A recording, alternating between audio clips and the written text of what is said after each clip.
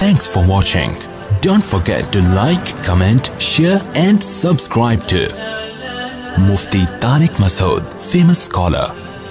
نحمده ونستعينه ونستغفره ونؤمن به ونتوكل عليه ونعوذ بالله من شرور أنفسنا ومن سيئات أعمالنا من يهده الله فلا مضل له ومن يضلل فلا هادي له ونشهد أن لا إله إلا الله وحده لا شريك له ونشهد أن سيدنا وحبيبنا وشفيعنا وسندنا محمدا عبده ورسوله صلى الله تعالى عليه وعلى آله وأصحابه وبارك وسلم تسليما كثيرا كثيرا أما بعد فأعوذ بالله من الشيطان الرجيم بسم الله الرحمن الرحيم إن الذين يحبون أن تشيع الفاحشة في الذين آمنوا لهم عذاب أليم في الدنيا والآخرة وقال الله تعالى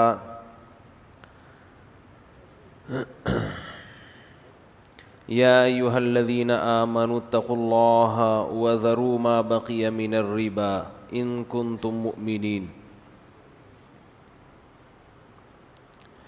قرآن مجید کی آیت اور رسول اللہ صلی اللہ علیہ وسلم کی ایک حدیث پڑھی ہے۔ اللہ تعالیٰ سے دعا ہے اللہ تعالیٰ صحیح طرح سے بات کہنے کی، سننے کی، سمجھنے کی اور پھر عمل کی توفیق عطا فرمائے۔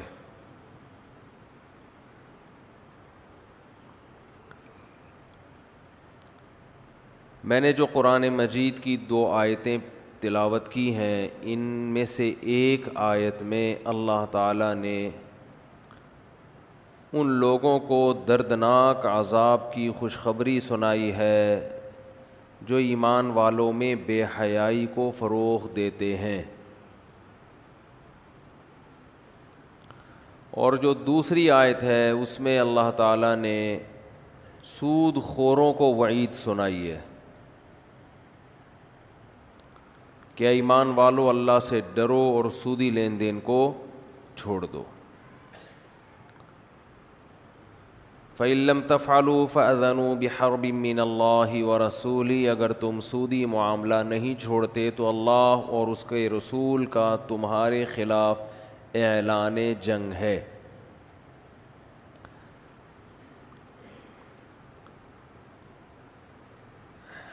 اسلام ایک ایسا مذہب ہے چونکہ اس کا یہ دعویٰ ہے کہ اللہ نے آسمان سے اپنے بندوں کی ہدایت کے لیے قوانین نازل کیے ہیں، اور اللہ یہ چاہتا ہے کہ ان قوانین کو، ان لاز کو سامنے رکھ کر زندگی گزارو۔ یہ کس کا دعویٰ ہے؟ بولو بھائی، اسلام کا۔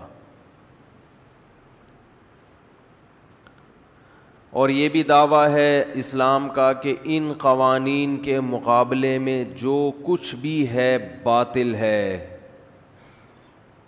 اور قیامت کے دن خسارے اور نقصان کا ذریعہ ہے۔ یہاں تک بات سمجھ میں آ گئی ہوگی انشاءاللہ۔ جب کوئی بہت بڑا دعویٰ کیا جاتا ہے تو پھر بہت زیادہ ذمہ داریاں بھی آ جاتی ہیں آپ کے اوپر۔ بہت بڑے بڑے چیلنج کریں گے تو ذمہ داریاں بھی بڑھتی ہیں نا۔ اگر چیلنج ہی کر کے آپ پھر پیچھے ہٹ جائیں اور چیلنج کی ڈیفینیشن ہی بدل دیں تو ایک الگ بات ہے۔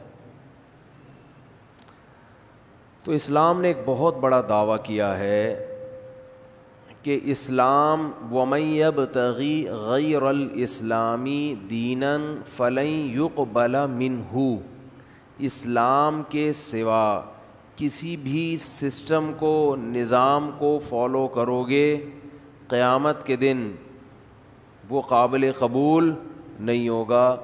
وَهُوَ فِي الْآخِرَةِ مِنَ الْخَاسِرِينَ، ایسا شخص آخرت میں تباہ و برباد ہو جائے گا۔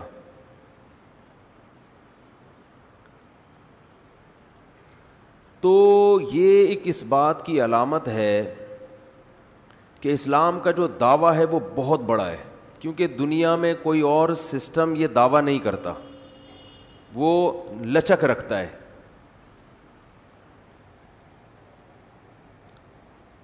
ہر ملک کے اپنے قوانین ہوتے ہیں, وہ کہتے ہیں بھائی یہ ہمارے رائے میں یہ ہیں, لیکن ان کو ایسا اصرار نہیں ہوتا کہ ان کے علاوہ سب کیا ہے, بول دے کیوں نہیں, غلط ہے. بھائی ٹھیک ہے, برطانیہ کا یہ لا ہے, امریکہ کا یہ ہے, فرانس کا یہ ہے, وہ اپنے کلچر ان کے حساب سے صحیح ہے, وہاں رہیں تو وہاں کو فالو کر لیں, آپ ادھر رہیں تو یہاں کو فالو کریں. تو لچک ہے نا. اچھا, دنیا کے جو دوسرے مذہب ہیں ان میں بھی لچک ہے.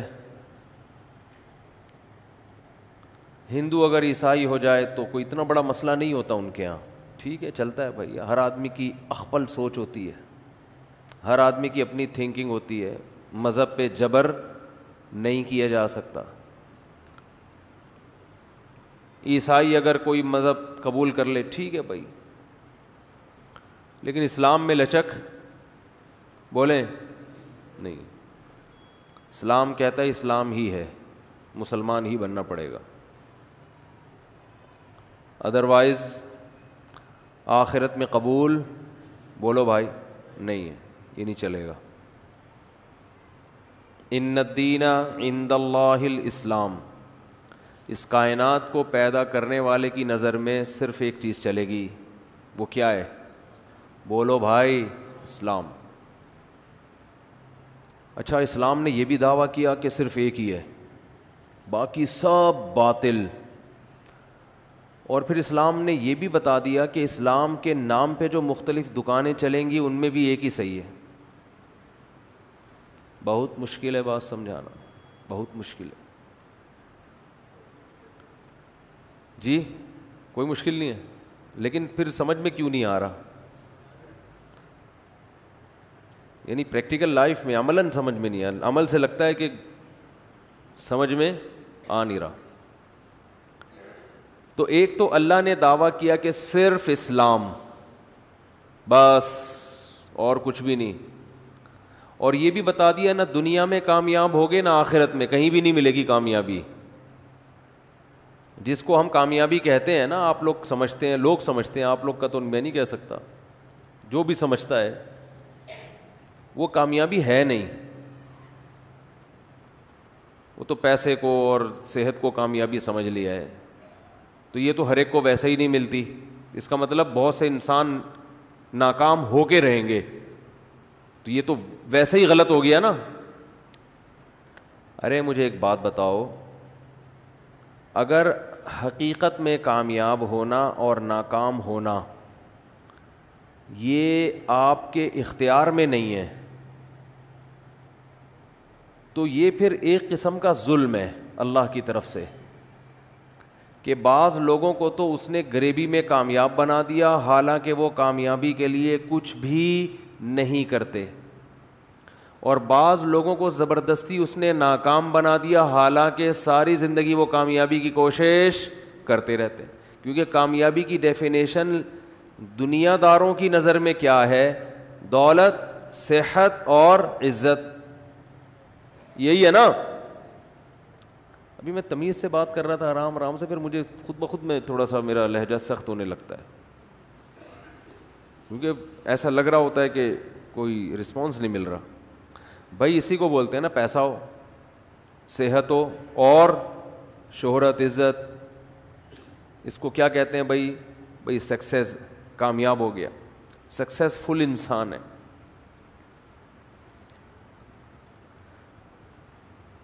ترقی یافتہ کنٹری کنہیں کہا جاتا ہے, جن کے پاس صحت بھی ہے, دولت بھی ہے اور عزت بھی ہے. ساری دنیا میں گھومتے ہیں وہ, ان کو اتنا اسٹرانگ پاسپورٹ ہے کہ ان کو ویزے کی ضرورت نہیں پڑتی. بہت سے کنٹریز میں جہاں جائیں گے چلو بھائی چلے جاؤ. ہم جہاں جائیں گے آئے کیوں آئے آپ, کیا اپنے ملک میں سکون نہیں مل رہا تھا؟ کرونا پھیلانے آئے ہو ہمارے ملک میں, 10 قسم کے پہلے تو ویزا ہی نہیں ملے گا. ابھی گرے لسٹ میں ڈالا ہوا ہے, اللہ کرے دوبارہ وائٹ میں آ جائیں, ورنہ بلیک میں جانے کے خطرات ہیں. اللہ نہ کرے 2-4 دھماکے ہو گئے, اللہ نہ کرے گئے بلیک میں. تو کوئی عزت ہی نہیں ہے. کیا خیال ہے بھائی؟ اسی طرح لوگوں کی بھی حالت ہے. کچھ لوگ بیچارے کامیابی کی کوشش کرتے, اچھا کامیابی کی جو ڈیفینیشن چل رہی ہے مارکیٹ میں اس کے حساب سے بات کر رہا ہوں میں. دنیا اس کو مانتی ہے, اس کو کیا کہتے ہیں؟ کامیابی. اچھا اس کامیابی میں ایک بہت بڑا فالٹ ہے, اگر اس کو ہم کامیابی کہتے ہیں. بڑا فالٹ یہ کہ انسان کے اپنے اختیار میں نہیں ہے. یہ دولت کی خواہش ہر ایک رکھتا ہے اور تقریباً کوشش بھی سبھی کرتے ہیں, ملتی ہر ایک کو بولو نہیں. بلکہ الٹا, بعض لوگوں نے دولت کی کوشش کبھی بھی نہیں کی ہوتی, پھر بھی ٹھیک ٹھاک پیسہ بولو نا مل جاتا ہے. ٹھیک ٹھاک پیسہ مل جاتا ہے ان کو. ابا سے مل گیا, وراثت میں مل گیا, ویسے ہی لاٹری لگ گئی, جوا جیت گئے. جوئے میں کوئی ان کے اپنا کوئی مہارت نہیں تھی, بس پانسا ادھر کو آ گیا. بہت سے محنت کرتے کرتے زیرو رزلٹ, اور بہت سے, اچھا موت تو ایسی چیز ہے نا بغیر اطلاع کے آ جاتی ہے. آپ کامیابی تک پہنچنے والے تھے, مر گئے, سب ختم. تو اگر کامیابی اس کو کہتے ہیں تو اس کا مطلب یہ ہوا کہ دنیا میں اندھیر چال چلائی ہوئی اللہ تعالیٰ نے, معاذ اللہ. جیسے کوئی گورنمنٹ ہو, اس نے کوئی اصول اور ضابطے نہیں بنائے کہ کس ملازم کی تنخواہ کتنی ہوگی, کس کی کم ہوگی, کس کی زیادہ ہوگی, کس کو بینیفٹس کم ملیں گے, کس کو زیادہ ملیں گے. وہ بھیڑ چال ہے. پرچیاں ڈالی جاتی ہیں, جس کا نام پہلے آ گیا اس کی تنخواہ 1 کروڑ روپے ہوگی, جس کا نام دوسرے نمبر پہ آیا اس کی 50 لاکھ ہوگی, جس کا نام تیسرے نمبر پہ آیا اس کی 20 لاکھ ہوگی. یہ حساب چلے گا تو اس گورنمنٹ کو لوگ گالیاں دیں گے کہ نہیں دیں گے؟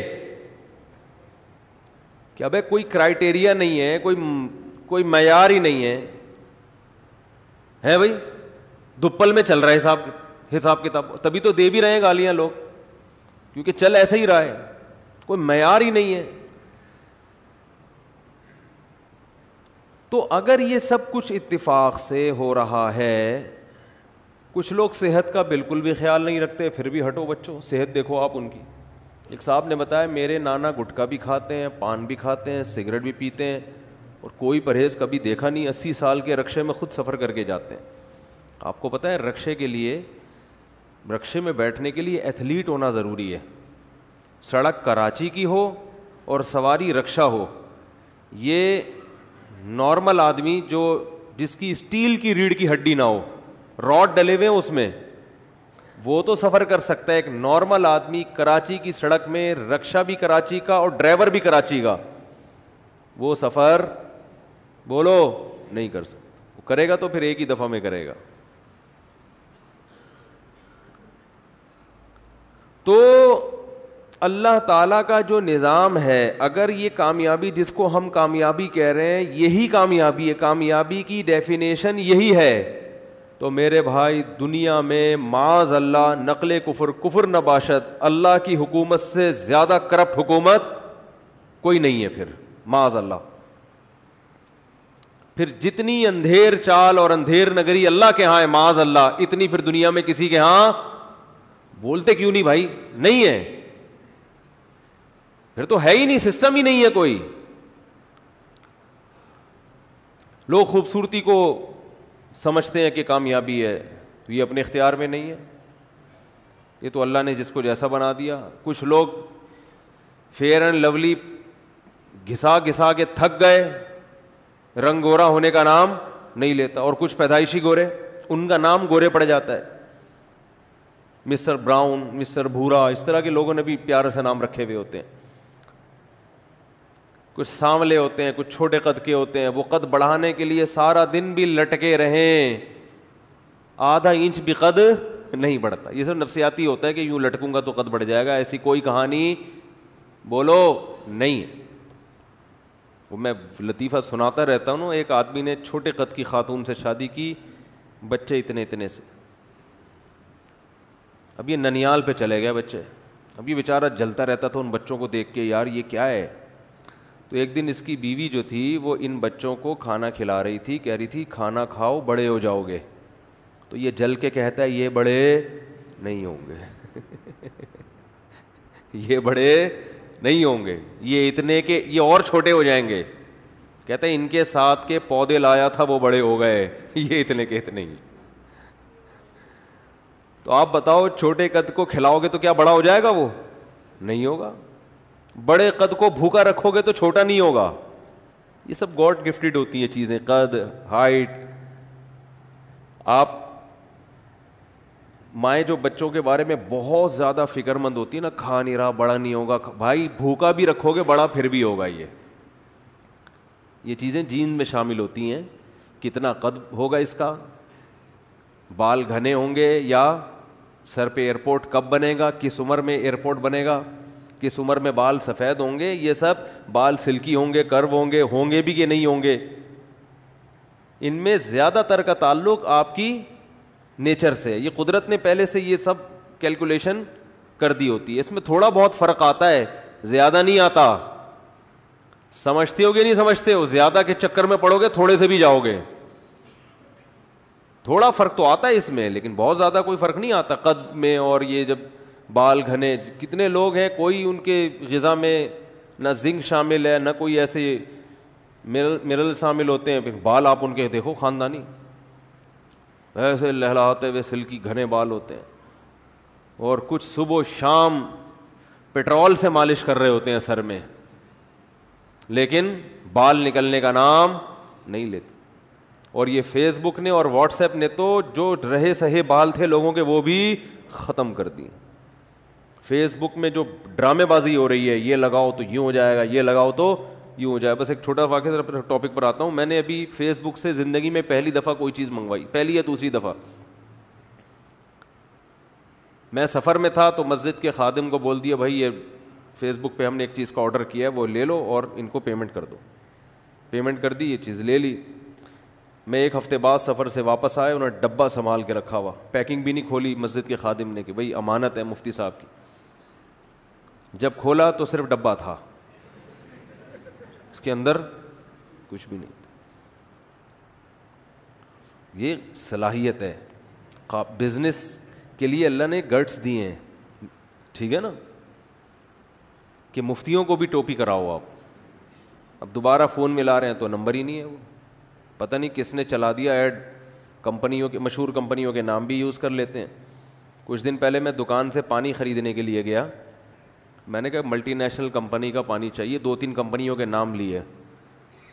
تو انہوں نے کہا یہ لے جائیں, یہ بہت ایماندار لوگ ہیں, ان کی کمپنی ہے. میں نے کہا نہیں مانوں گا, نہیں مانوں گا. قسمیں بھی اٹھا لے, قرآن پہ بھی ہاتھ رکھ کے بول دینا میں نہیں مانوں گا. یہاں بہت فراڈ ہے. پھر ٹینشن ہونا شروع ہو جاتی ہے مجھے تو. ابھی میں فراڈ کے واقعات بتاؤں, بڑے حرام خور لوگ ہیں, آپ کو بتاؤں کیا بولوں میں. یہ حرام خور کا لفظ ان کمبختوں کے لیے سستا ہے, ہلکا لفظ.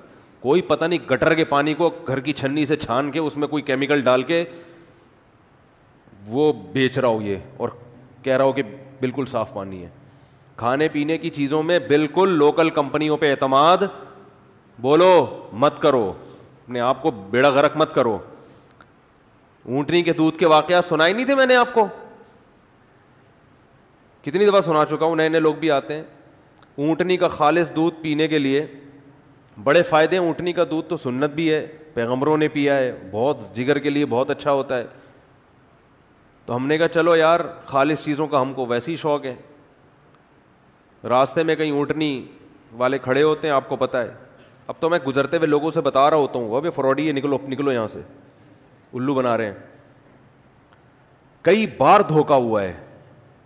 تو وہ کیا کیا, جلدی سے بس واقعہ سنا کے اصل ٹاپک پہ آ رہا ہوں میں. اب یہ واقعات پھر آ جاتے ہیں درمیان میں تو اچھا ہوتا ہے.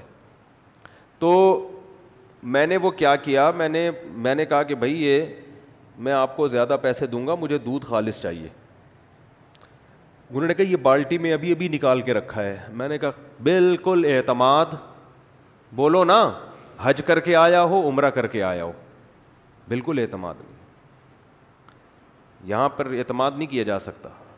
ہوتے ہیں صحیح لوگ بھی ہوتے ہیں, میں یہ نہیں کہہ رہا سارے فراڈی ہیں, یہ میری نیت ہرگز نہیں ہے, لیکن ہمیں کیسے پتہ چلے گا بھائی, ہمیں کیسے پتہ چلے گا؟ یقیناً اچھے لوگ بھی ہیں تبھی تو معاشرہ چل رہا ہے, ملک کسی بھی درجے میں چل رہا ہے, لیکن یہ اچھے کو پہچاننا بڑا کم اچھے ہیں, کم لوگ اچھے ہیں تو پھر اس کو پہچان مشکل ہو جاتی ہے. تو پھر معاملات میں تو پھر سب کو ایک ہی نظر سے دیکھتا ہے نا انسان. تو میں نے کہا کہ بھائی یہ دودھ جو ہے یہ خالص دودھ ہے آپ؟ اس نے کہا بالکل. قسمیں اٹھانے لگے.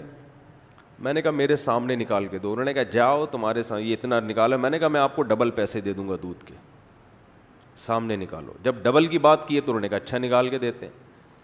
وہ ایک ماسی تھی, ایک اس کا میاں ہوگا یا بھائی ہوگا, ایک اونٹ کے اس طرف دوسری اونٹ کے تھن کے دوسرے جانب, یعنی مرد ادھر کھڑا ہو گیا, عورت وہ جو بیچاری جھگیوں والی عورتیں ہوتی ہیں وہ ایک دوسری طرف. اب دونوں ایک دوسرے کے بالکل قریب آ کر دودھ نکال رہے ہیں. میں نے کہا یہ کیا اسرائیل کے کوئی ڈاکومنٹس ہیں اس بالٹی کے اندر؟ موساد نے خفیہ رکھے ہوئے ہیں کہ بھئی یہ بالٹی کے اندر ہوں گے تاکہ کسی کو شبہ ہی نہ ہو کہ ڈاکومنٹس اس کے اندر ہیں, یا یہ کوئی اس میں کیا ہے جو اتنا خفیہ؟ مجھے لگا, میں نے کہا معاملہ کیا ہے خراب. تو میں چلا گیا ان کے قریب. اب عورت کی, خاتون کی وجہ سے تھوڑا آدمی شرماتا بھی ہے جاتے ہوئے, اور یہ جان کر عورت کو رکھا ہوا ہے تاکہ بندہ قریب آ کے دیکھنے کی بھی کوشش نہ کرے. تو میں تھوڑا سا قریب گیا تو انہوں نے نا تھن کی ایک دھار میری طرف یوں کر کے فائر مارا اس کا. دیکھو بالکل خالص دودھ. ہمیں یقین آ گیا یار اب اس سے زیادہ کیا آدمی تحقیق کرتا ہے. پھر دوبارہ بالٹی میں لگے. ٹھیک ہے جی بات. ہم لے آئے 3-4 کلو. پہلی دفعہ میں نے زندگی میں اونٹنی کا دودھ پیا تھا, یعنی یہ تجربہ تھا پہلی دفعہ. اس سے پہلے اونٹنی کا دودھ کبھی بھی, پرانا واقعہ ہے. ہم گھر لے کر آئے, بچوں کو بلایا, آ جاؤ بھائی لائن لگاؤ سارے. ہم بھی بتا سکیں گے بھائی اونٹنی کا دودھ ہم سب نے, بچے تو شو مارتے ہیں نا, تم نے پیا ہے, بچوں کی عادت ہوتی, تم نے نہیں پیا, ہم نے تو پیا ہے. بچوں کا اسی سے بڑا خون بڑھتا ہے, کوئی بھی نیا کام ہو نا بچے شو مارتے ہیں. سب کو پلایا, خود بھی پیٹ بھر بھر کے پیا. اگلے دن اچھا بالکل پتلا, ذائقہ ہی نہیں, جیسے پانی پی رہے ہیں. میں نے کہا یار یہ تو اس سے اچھا تو بکری کا دودھ ہوتا ہے, تو بالکل پانی. اگلے دن میں مدرسے گیا, میں نے شو ماری, میں نے کہا اتنا دودھ, میں تو 3 گلاس پی گیا. انہوں نے کہا بھائی اونٹنی کا دودھ جس نے نہ پیا وہ 3 گلاس پی کے اس کا پیٹ برداشت نہیں کر سکتا. میں نے کہا ویسے پتلا بھی بہت تھا. تو ہوا یہ, کہانی یہ ہوئی, انہوں نے مجھے بتایا کہ انہوں نے یہاں پر ایک تھرموس لگایا ہوا ہوتا ہے پچکاری ٹائپ کا, اس میں پانی ہوتا ہے, یہاں قمیض بغل کے اندر, ادھر سے پائپ نکل رہا ہوتا ہے. جب یہ یوں کرتے ہیں نا تھن پہ یوں کرتے ہیں تو ادھر سے پچکاری بالٹی میں, آدھا دودھ اونٹنی دے رہی ہوتی, آدھا یہ خود دے رہے ہوتے ہیں. اور اسی وجہ سے یہ اتنے جھک کے نکال رہے ہوتے ہیں کہ آپ کو وہم بھی نہ ہو. انہوں نے کہا ایسا نہیں ہوتا, 1 گلاس دودھ جس آدمی نے نہ پیا اس کا پیٹ پہلی دفعہ میں برداشت نہیں کر پاتا. ہم نے دوبارہ اگلے دن چھاپا مارا, ان کو صلواتیں سنائی, انہوں نے کہا ایسا ہی ہوتا ہے. پھر میں نے نہیں پیا. پھر کچھ دن پہلے میرا جانا ہوا, پھر میں نے کہا خالص میرے سامنے نکال کے لاؤ, اللہ کا واسطہ آپ کو میں ڈبل پیسے دوں گا. انہوں نے کہا اچھا. بالٹی لے کر گئے, میں نے کہا پہلے بالٹی دکھاؤ. خالی بالٹی مگا یوں الٹ کے دکھایا انہوں نے. پھر اتنا لمبا چکر کاٹ کے جا رہے ہیں, درمیان میں 2-3 جھگی آئیں, انہوں نے کہا وہاں سے گھومتے گھومتے پانی ملا دیا. وہ ایسے ملایا کہ وہ جھگی کے پیچھے سے گزرتے ہوئے انہوں نے پہلے سے بالٹی رکھی ہوئی ہے. اچھا اونٹ کو نالے کے پیچھے کھڑا کیا ہوا ہے تاکہ بہانہ ہو کہ نالا ٹاپ کے نہیں جا سکتے, تھوڑا ہمیں یو ٹرن لینا پڑتا ہے. یہ پہلے سے پلاننگ ہے. تو وہ کیا ہوا ہے کہ درمیان میں ہاتھ صاف کر کے بالٹی چینج کی ہے, اس میں پہلے سے پانی موجود تھا, اور پھر جناب دودھ نکالا ہے. خیر پھر خالص بھی ہمیں پینا نصیب ہو گیا, لیکن میں بتا رہا ہوں کہ یہ ہے, اور یہ جھگیوں والوں کی بات نہیں ہے, یہ اوپر سطح پہ بھی معاملہ بولو بھائی ایسے ہی چل رہا ہے. سمجھتے ہو کہ نہیں سمجھتے؟ میں جھگیوں والوں کی برائی نہیں کر رہا, ان میں تو پھر بھی کچھ ایماندار ہوتے ہیں, اوپر سطح پہ تو معاملہ بہت ہی بگڑا ہوا ہے. تو خیر کہاں سے کہاں بات چلی گئی, میں یہ عرض کر رہا تھا کہ اگر کامیابی اور ناکامی کی یہ ڈیفینیشن ہے صحت, عزت, دولت, شہرت, یہ کامیابی ہے جس کے پیچھے ہر آدمی بھاگ رہا ہے, تو بھائی یہ تو بہت سے محنت کرنے والوں کو نہیں ملتی اور بہت سوں کو غریبی میں مل جاتی ہے, اور بہت سے غلط محنت کرنے والوں کو مل جاتی ہے. جو دنیا میں فساد مچا رہے ہوتے ہیں ان کو کامیابی مل جاتی ہے بعض دفعہ. تو اس کا مطلب کامیابی کی یہ اگر ڈیفینیشن ہے تو یہ الزام کس پہ ہوگا؟ اللہ پہ, کہ اس کا نظام سے معاذ اللہ نقل کفر بدتر سسٹم دنیا میں کوئی ہے ہی نہیں. اور اگر اللہ صحیح ہے تو اس کا مطلب کامیابی کی یہ ڈیفینیشن غلط ہے, یہ کامیابی ہے ہی نہیں, یہ کامیابی کا دھوکہ ہے, یہ کامیابی نہیں ہے. میں سمجھا پا رہا ہوں اپنی بات ہے بھائی؟ یہ ہے نہیں کامیابی. تو کامیابی کیا ہے؟ قرآن کہہ رہا ہے بار بار وَمَن يَبْتَغِ غَيْرَ الْإِسْلَامِ دِينًا, جو اسلام کے علاوہ کسی اور لا کو فالو کرے گا وہ کامیاب نہیں ہوگا. تو اللہ نے بتایا میں نے جو اسلام ایک مذہب دیا ہے اس کو فالو کرنا کامیابی ہے. عجیب بات ہے, یہ کون سی کامیابی ہوئی؟ اس کو فالو کرنا کیا ہے؟ بولو نا یار, کیا ہو گیا؟ یہ کہاں سے کامیابی ہو گئی؟ یہ تو کسی کتاب میں نہیں لکھا. ڈکشنری میں سکسیس کی تعریف آپ اٹھا کے دیکھیں, انگلش میں دیکھیں گے تو اس میں لکھا ہوگا کہ یہ چیزیں, اپنے مقصد میں کامیاب ہو جانا. کوئی بھی آپ مقصد بناتے ہیں اس کو گول تک پہنچ جانا, اس کو کیا کہتے ہیں؟ کامیابی. اردو میں آپ کامیابی کا لفظ دیکھیں گے یہاں بھی کچھ ایسا نہیں لکھا ہوا ہوگا. پنجابی میں کامیابی کا مطلب دیکھیں گے, ایسی کوئی ڈیفینیشن بولتے کیوں نہیں ہے. تو یہ کہاں سے نکالی اسلام نے بھائی؟ اصل میں جو کامیابی کی ڈیفینیشن ہے نا, اپنے گول تک پہنچنا, اپنے مقصد تک بولو پہنچنا, ساری دنیا اس پر متفق ہے کہ کامیابی اسی کو کہتے ہیں. کیونکہ آپ کا گول دولت, شہرت اور عزت ہے, اس لیے اس گول کو حاصل کر لینے کو دنیا کیا کہتی ہے؟ کامیابی. اگر کسی کا ان کے علاوہ کوئی اور مقصد ہو تو اس گول تک پہنچنے کو کیا کہیں گے ہم؟ کامیابی کہیں گے, اس کے لیے کامیابی کہیں گے. مثلاً ایک آدمی چاہتا ہے کہ میں حج کر لوں اور وہ کر لے حج, تو ہم کہتے ہیں یہ اپنے مقصد میں کامیاب ہو گیا. کیا خیال ہے؟ ایک آدمی چاہتا ہے کہ کر لی اس نے, اب ہم کہیں گے اپنے مقصد میں کیا ہو گیا؟ صحیح ہے نا, اس ٹاپک پر بات زیادہ نہیں کروں گا میں, کامیاب ہو گیا وہ. کیا خیال ہے؟ ایک آدمی چاہتا ہے کہ جی میرے سر پہ بال نکل آئیں, نکل گئے تو کیا ہو گیا بھائی؟ اس مقصد میں کامیاب ہو گیا نا. تو اس سے پتہ چلتا ہے کہ جس لغت میں بھی, جس ڈکشنری میں بھی کامیابی کو جو ڈیفائن کیا گیا ہے وہ اصل میں عزت, دولت اور شہرت نہیں ہے. وہ تو اس لیے ہے کہ لوگوں کا مقصد ہی یہ ہوتا ہے. ہر آدمی چاہتا ہے عزت, ہر آدمی چاہتا ہے دولت, ہر آدمی چاہتا ہے صحت. یہ تین چیزیں ہر شخص کی خواہش ہیں, اس لیے ان کے حصول کو کامیابی کہا گیا ہے. ورنہ اصل میں کامیابی اسے کہتے ہیں کہ آپ جس چیز کو ہدف بناتے ہیں اس ہدف تک پہنچ جائیں. It is called success. ماشاء اللہ, وہ بچے نے صحیح بولا ہے, ایک کی سمجھ میں آ رہا ہے الحمدللہ. اب میں آپ سے ایک بات کہتا ہوں, عرض کرتا ہوں کہ آپ نے جس چیز کو اگر مقصد بنایا, یعنی کامیابی کی ڈیفینیشن میں ہمیں یہ لفظ بڑھانا پڑے گا کہ صحیح چیز کو مقصد بنا کر اس کو حاصل کر لینا, اٹ از کالڈ کامیابی.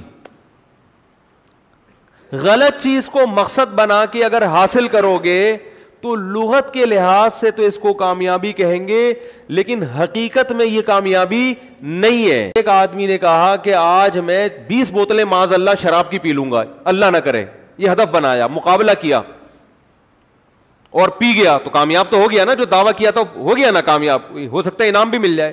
ایک آدمی نے کہا میں 20 روٹیاں کھاؤں گا, وہ مشہور لطیفہ ہے نا, ایک پیٹو چلا گیا کہ میں 20 روٹیاں کھاؤں گا, تو بیرے نے کہا ٹھیک ہے 20 کھا لی تو کھانا فری ہے, تا حیات تیرا کھانا ہمارے ہوٹل میں فری ہے, ہوٹل مالک نے کہا.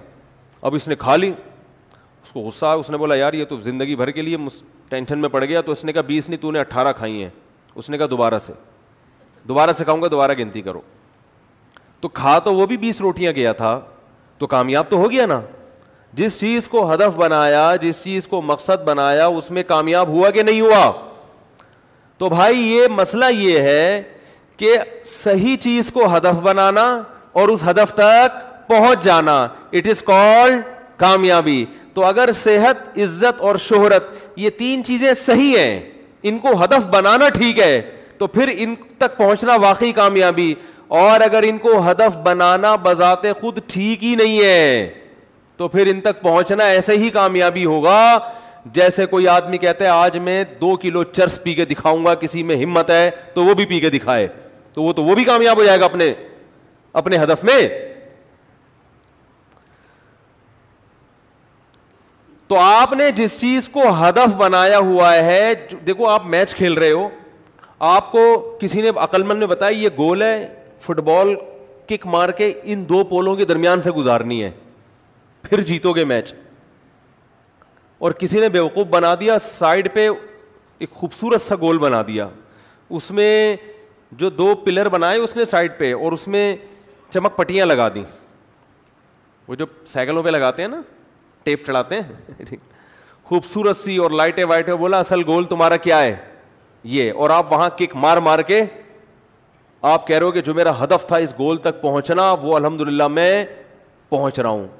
تو آپ اپنے منہ میاں مٹھو بن رہے ہو, آپ اپنے آپ کو کامیاب سمجھو گے. جو تماشائی ہے نا وہ کہیں گے یہ آدمی کیا ہو گیا ہے, بولو پاگل ہو گیا, باولا ہو گیا ہے. جو اصل گول تھا اس کو چھوڑ کے کسی نے اس کو دوسرا گول بتا دیا کہ یہاں. ہمارے حضرت مفتی رشید احمد صاحب رحمہ اللہ کے دور میں کچھ طلبہ آئے مفتی بننے کے لیے, دینی مدرسوں سے فارغ تھے, تو حضرت نے ان کو پڑھانا شروع کیا. مفتی کا کورس ہوتا تھا 1 سال کا.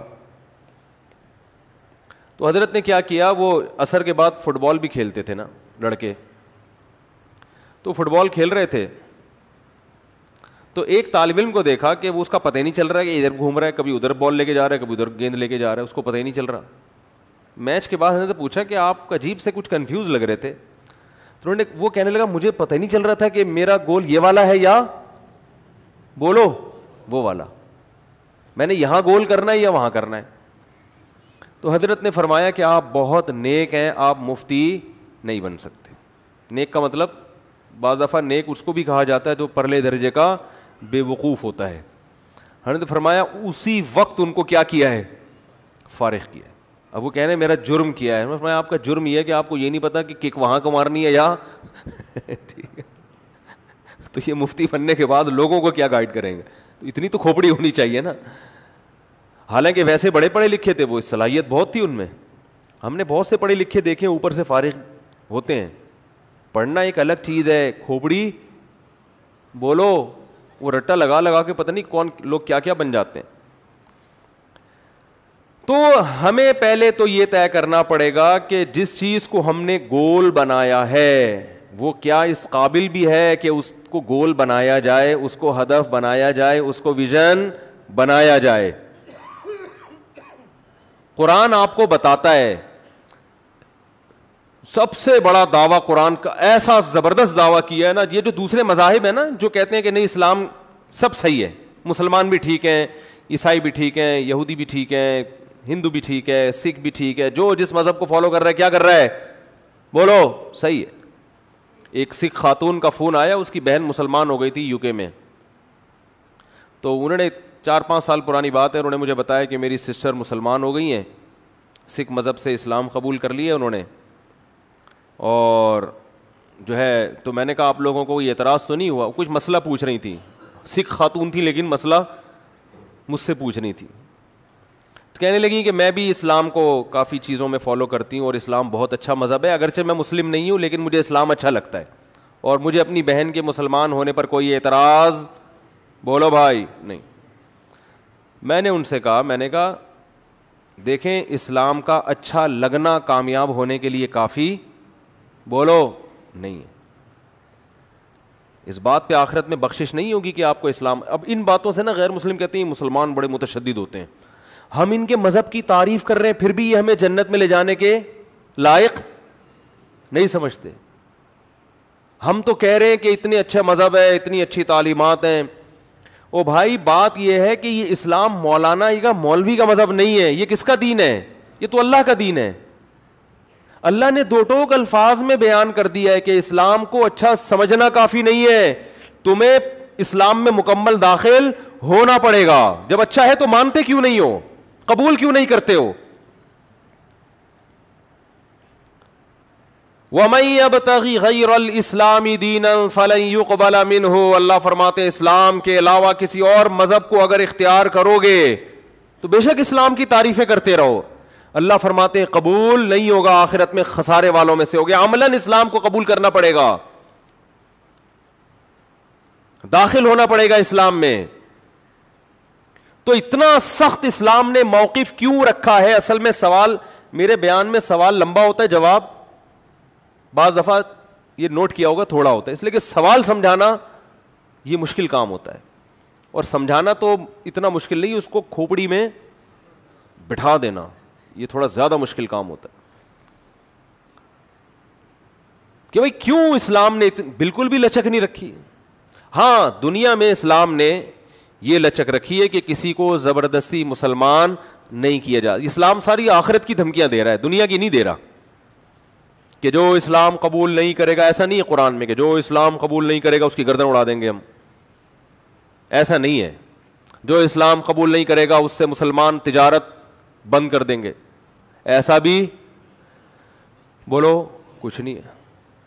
جو اسلام قبول نہیں کرتا اس سے اچھا سلوک کرنے کی تمہیں اجازت نہیں ہے, ایسا بھی قرآن میں کہیں نہیں ہے. نبی صلی اللہ علیہ وسلم نے یہودیوں کو ہدیے بھیجے ہیں, اور جو یہودی رشتہ دار تھے آپ صلی اللہ علیہ وسلم کی زوجہ سے, ان کو آپ نے ان سے صلہ رحمی کا حکم دیا کہ بھئی یہودی ہیں مگر رشتہ دار ہیں, بلڈ ریلیشن ہے.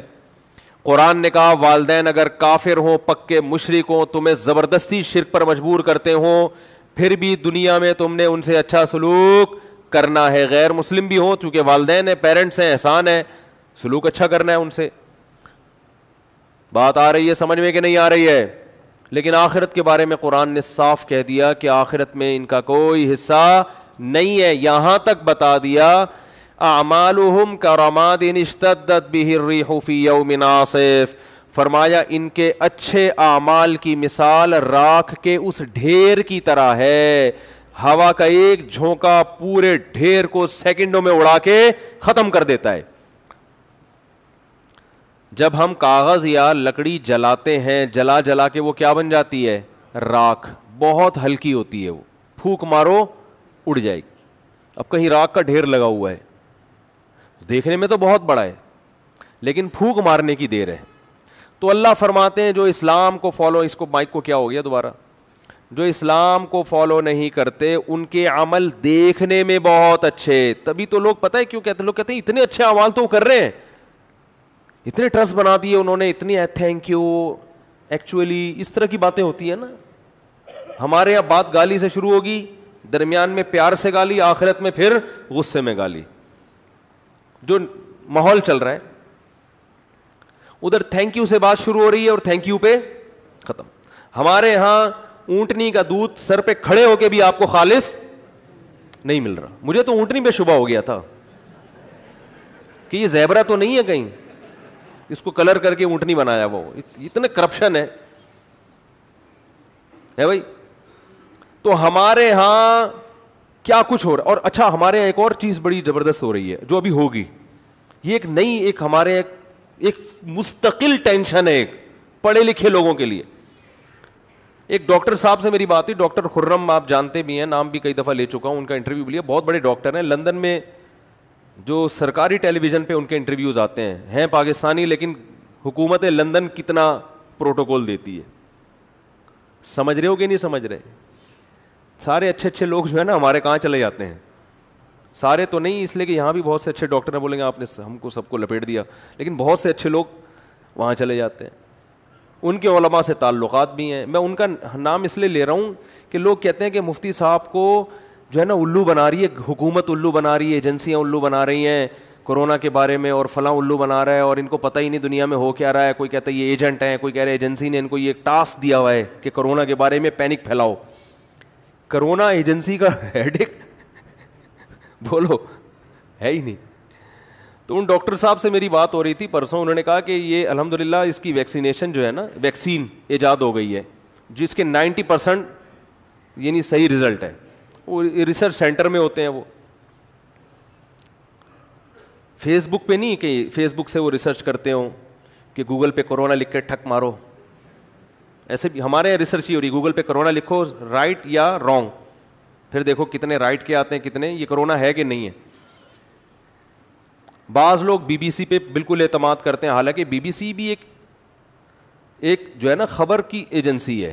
اس کا کام ہے, دیکھو اخباروں میں خبریں آتی ہیں نا کہ ذرائع سے پتہ چلا ہے, ذرائع, اب وہ سارا ذرائع پہ رکھ دیتے ہیں. ذرائع سچ بول رہا ہے جھوٹ بول رہا ہے اس کی ہیڈ ہے کہ ہمیں تو کسی نے بتایا ہے. تو اس طرح بی بی سی نیوز کا بھی بعض دفعہ یہ کام ہوتا ہے, بھائی ایک ڈاکٹر نے یہ بیان دیا ہے, بی بی سی اس کا ہیڈک نہیں لیتا کہ یہ صحیح بیان ہے یہ کیا ہے غلط, تو کہتے ہیں بی بی سی میں ہم نے خبر پڑھی ہے, امت اخبار میں پڑھا ہے. ہمارے ہاں اگر بہترین ریسرچ سینٹر کوئی ہے جس کی ریسرچ پہ لوگ اعتماد کرتے ہیں, امت اخبار میں آیا ہے. واہ واہ کیا شاندار ریسرچ ہے. امت اخبار میں میں نے خود پڑھا ہے کہ doctor A B C D نے یہ الفاظ کہے ہیں. اے بی سی ڈی لکھا ہوا ہوتا ہے نا, اگر ستار کہتے تو پھر کیا دیسی ڈاکٹر ہے, ستار بھائی نہ کھائے. ڈاکٹر اے ایم ڈبلیو ان کی رپورٹ ہے. تو امت اخبار بھی بھائی وہ کبھی وہاں سے خبر لے رہا ہے, کبھی وہاں سے خبر لے رہا ہے, کبھی کسی نے کہہ دیا اس نے کہا چلو چلا دو. اخبار کو تو یہ جتنے بھی اخبار ہیں ان کو تو جگہ بھرنی ہے, یہ کالم خالی چھوڑی چھوڑیں گے کہ یار آج کوئی صحیح خبر مل نہیں رہی تو چلو یہ والا کالم کیا کرو یہ خالی چھوڑ دو. کچھ نہ کچھ ٹھوسنا ہے اس کے اندر. آج اخبار خبر دے گا یہ حقیقت ہے, کل خبر دے گا کہ حقیقت نہیں ہے. فیس بک پہ بھی ایسا ہی ہے, یوٹیوب پہ بھی ایسا ہی ہے. کچھ چینل ہیں جن کو روزانہ کچھ نہ کچھ ڈالنا ہے, تو آج وہ یہ ڈالیں گے یہ بالکل کورونا پھیلا ہوا ہے, کل ڈالیں گے کہ یہ ڈرامہ ہے, تو وہ چلے گا. تحقیق ہمیشہ تحقیق کے اہل سے کی جاتی ہے, یاد رکھو. جو تحقیق کے کیا ہیں, بولتے کیوں نہیں, اہل ہیں. آپ جب ٹیسٹ کراتے ہو ڈاکٹر کو دکھاتے ہو نا,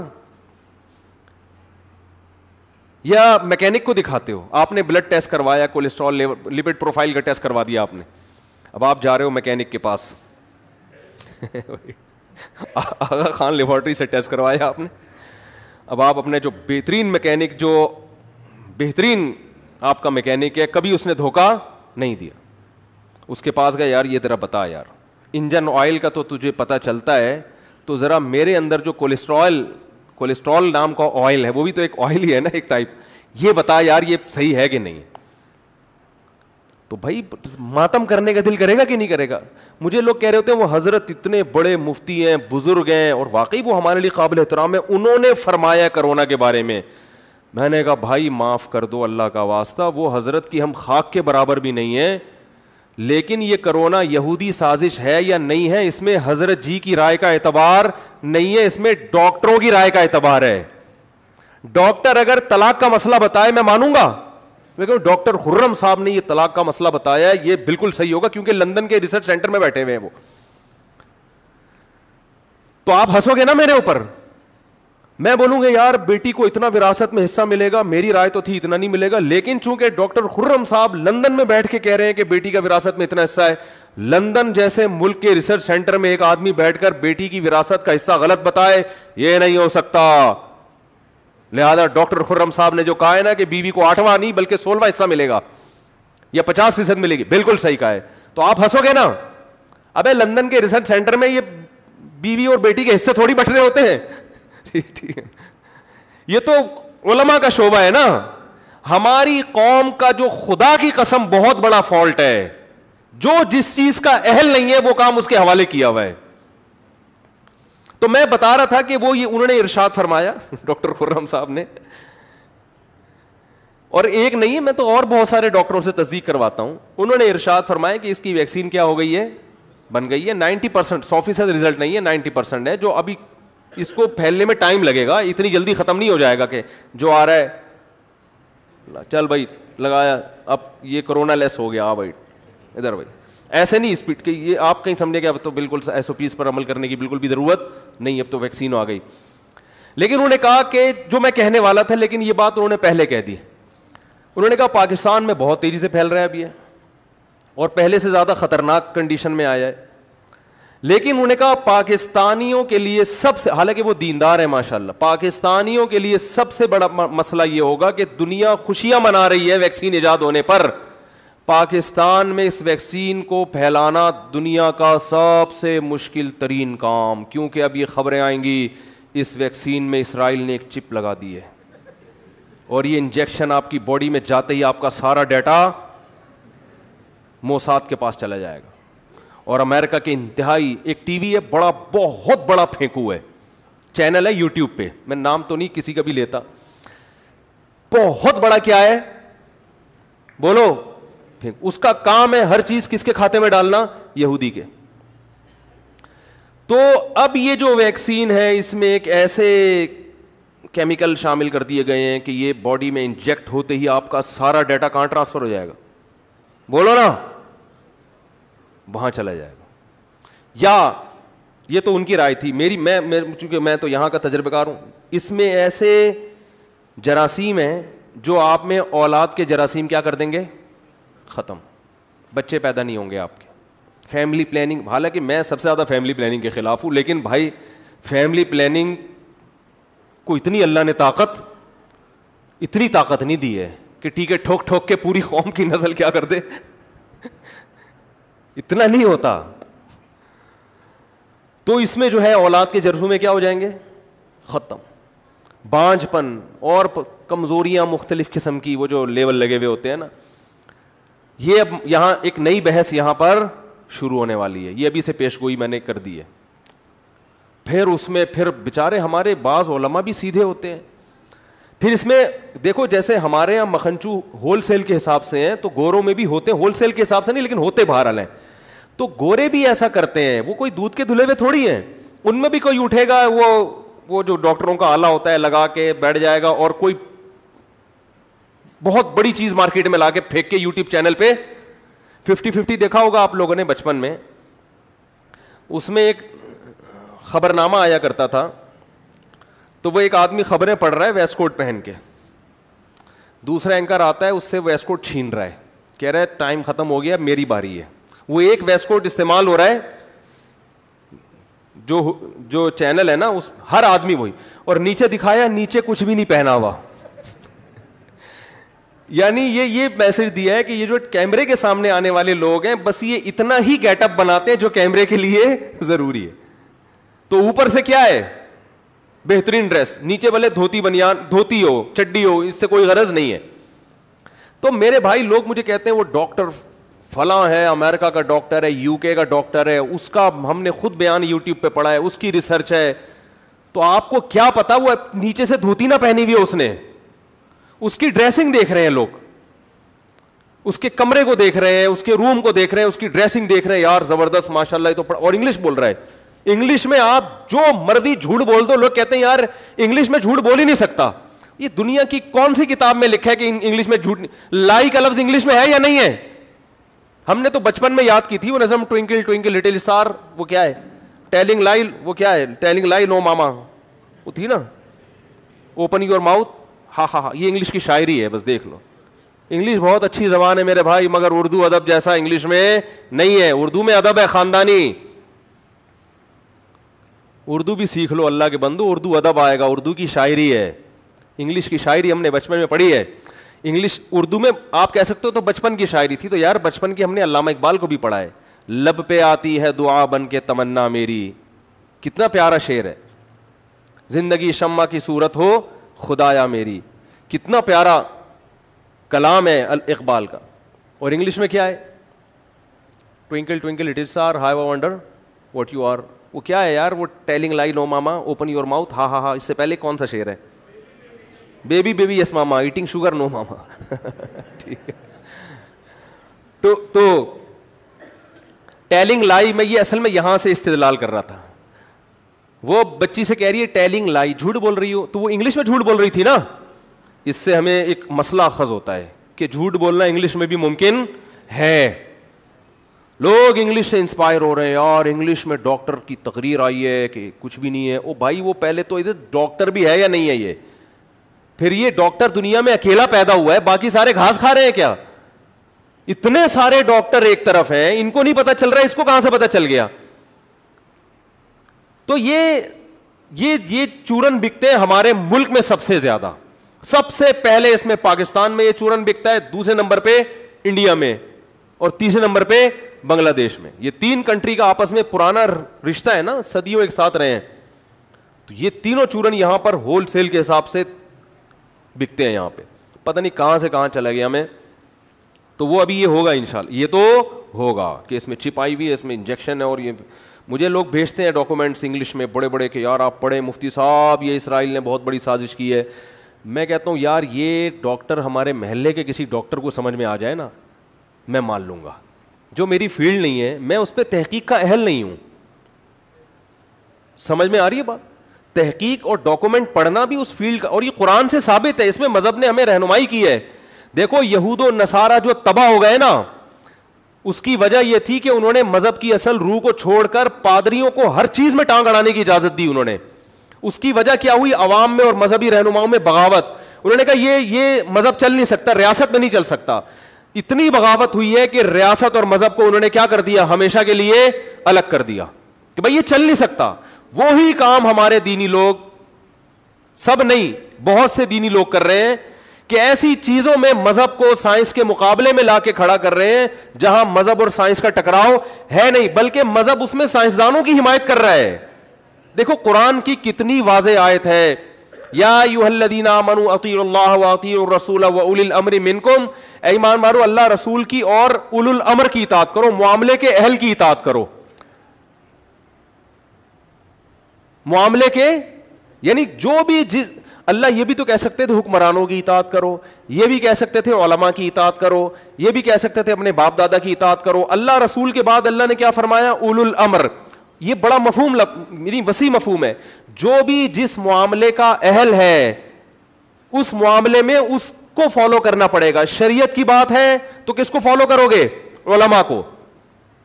آرڈر کی بات ہے جس کا انتظام سے تعلق ہے, مینجمنٹ سے تعلق ہے, تو کس کو فالو کرو گے؟ حکمرانوں کو. نہیں آ رہی بات میرا خیال ہے. مینجمنٹ سے جن احکامات کا تعلق ہوتا ہے اس میں کس کو فالو کرو گے؟ حکمرانوں کو. میڈیکل سائنس میں کس کو فالو کرو گے؟ ڈاکٹروں کو فالو کرو گے نا. تو یہ تو قرآن کا حکم ہے. خیر, اور اس میں نبی صلی اللہ علیہ وسلم نے غیر مسلموں کو بھی فالو کیا, حدیث سے پتہ چلتا ہے. حدیث میں آتا ہے, صحیح حدیث ہے, آپ صلی اللہ علیہ وسلم نے فرمایا صحابہ کرام کو شروع میں نبی صلی اللہ علیہ وسلم نے منع فرمایا تھا کہ ایک بچے کی ولادت کے بعد فوراً دوسرا بچہ نہیں ہونا چاہیے, اس سے پہلے بچے کو پورا دودھ نہیں ملتا, اور دوسرے بچے کی صحت کیا ہو جاتی ہے, پہلے بچے کی صحت کیا ہو جاتی ہے؟ خراب. یہ نبی نے شروع میں حکم دیا تھا. لیکن پھر آپ نے فرمایا کہ اہل فارس جو آگ پرست تھے, غیر مسلم تھے, فرمایا کہ وہ تو یہ وقفہ نہیں کرتے لیکن پھر بھی ان کے بچے کیا ہوتے ہیں؟ صحت مند, لہذا تمہیں بھی یہ وقفہ کرنے کی ضرورت نہیں ہے. تو آپ میڈیکل سائنس میں جو طب کا مسئلہ ہے اس میں آپ صلی اللہ علیہ وسلم دلیل غیر مسلم کے عمل کو دے رہے ہیں کہ وہ دنیا میں ہم سے آگے ہیں, وہ تو بڑا خیال کرتے ہیں ان چیزوں کا. ان کے بچوں کو کچھ نہیں ہوتا تو ہمارے بچوں کو بھی کچھ نہیں ہوگا. یار رفیع بھائی پولیس بلوائیں, پولیس کا کیس ہے, اس کے بعد تو اب تو اور تو سمجھانا اب کیا رہ گیا بتاؤ یار, اب کیا رہ گیا سمجھانے کی. چلیں خیر میں آگے چلتا ہوں. تو بات یہ چل رہی تھی کہ اب بس 3-4 منٹ رہ گئے کہ اسلام کے علاوہ اسلام کسی اور کو ماننے کے لیے تیار نہیں ہے, اور کہہ رہے ان کے اعمال کی مثال ہے راکھ کا ڈھیر. کیوں اتنا بڑا دعویٰ کر رہا ہے؟ سوال میں یہ سارا ٹائم لگ گیا. بھائی اصل میں بڑا دعویٰ جب کیا جاتا ہے جب اس کی دلیل اتنی مضبوط ہو کہ اس دلیل میں 2 اور 2 4 کی طرح جواب آتا ہو اس کا. ورنہ اتنے بڑے بڑے دعوے کر کے انسان انجینئر کی طرح کیا ہو جاتا ہے؟ پھنس جاتا ہے. بات آ رہی ہے سمجھ میں؟ ورنہ کیا ہو جاتا ہے انسان؟ کنی کترانے لگتا ہے. تو اسلام نے جو اتنا بڑا دعویٰ کیا نا, اس دعوے کے برحق ہونے کی اسلام کے پاس بولو دلیل ہے. وہ دلیل کیا ہے کہ اسلام کہتا ہے کہ جو لا, جو قوانین اللہ نے بتائے ہیں جن کو فالو کیے بغیر نجات ممکن نہیں ہے, ان قوانین کی ٹکر میں دوسرا کوئی قانون لے کر آؤ, تم کوئی ضابطۂ حیات لے کر آؤ جو اس کے مقابلے میں ٹھہر سکے. کسی کے پاس بولو ہے ہی نہیں, کسی بھی معاملے میں نہیں ہے. تو میں نے جو آیت پڑھی تھی نا, اس میں دو چیزوں کو صرف فوکس کیا تھا.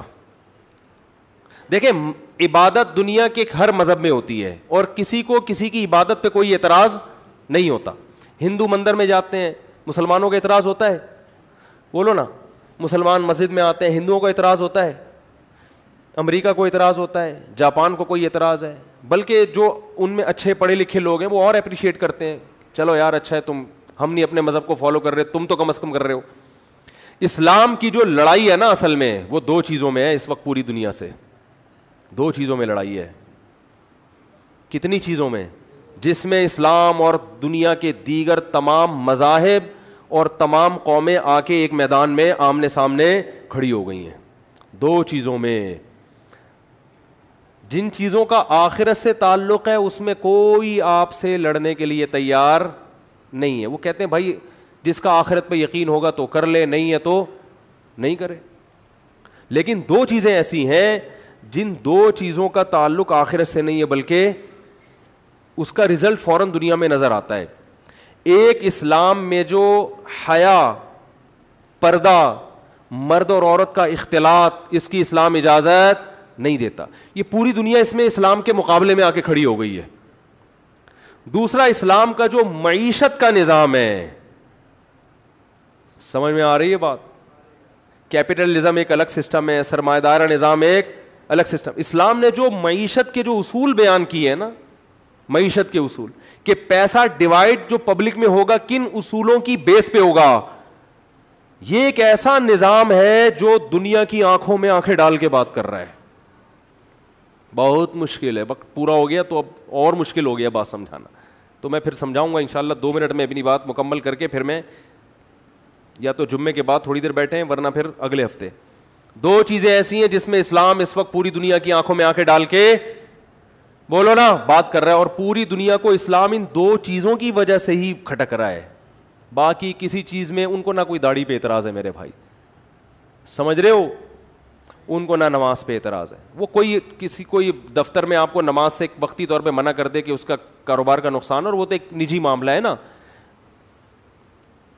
جو بڑی سطح پہ دو چیزیں ہیں جس میں اسلام کیا کر رہا ہے, دنیا کی تہذیبوں سے ٹکرا رہا ہے. نمبر 1, اسلام سودی نظام کو کسی قیمت پہ برداشت نہیں کرتا, جبکہ دنیا کے جن کے ہاتھ میں دنیا کی تقدیریں ہیں, دنیا کی لگام ہے, ان میں 99.9% لوگ سود خور ہیں.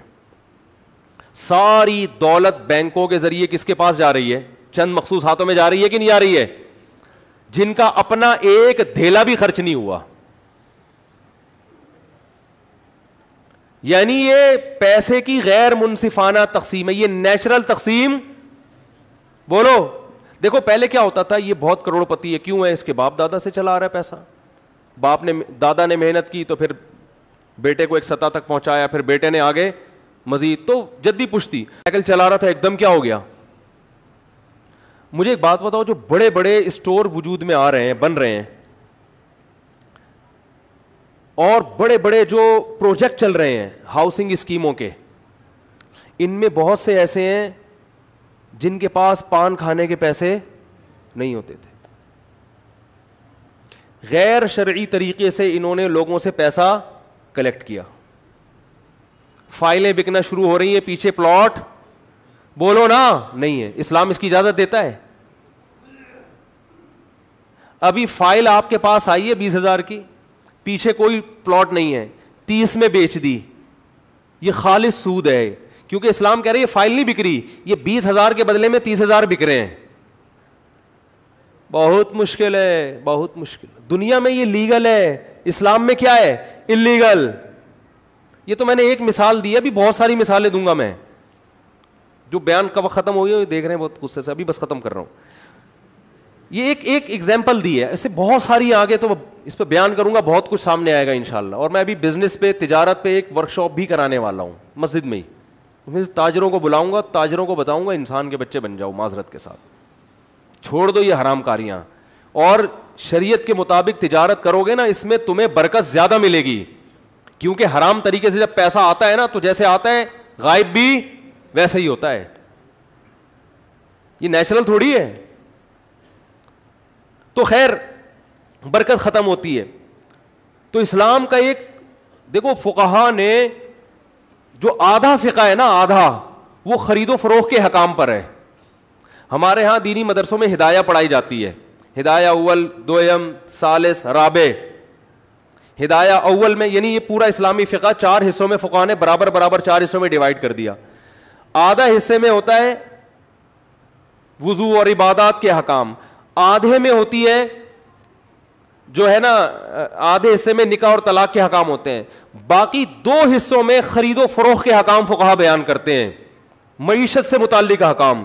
یعنی اسلامی فقہ میں خرید و فروخت کے احکام اتنی ڈیٹیل میں بیان کیے گئے ہیں کہ اتنی تفصیل میں عبادت اور نکاح طلاق کے حکام کا بیان نہیں ملے گا آپ کو. اور مسلمان نے اس شعبے کو بالکل نظر انداز کر دیا ہے, جس کا نتیجہ یہ نکل رہا ہے. مجھے لوگ کہتے ہیں بڑے بڑے اسٹوروں سے آپ شاپنگ کیوں نہیں کرتے. میں کہتا ہوں یہ جو بیچارہ غریب آدمی محلے میں پرچون کی دکان کھول کے بیٹھا ہوا ہے, جدی پشتی یہ کام کرتا آ رہا ہے, یہ وہاں تک نہیں پہنچا.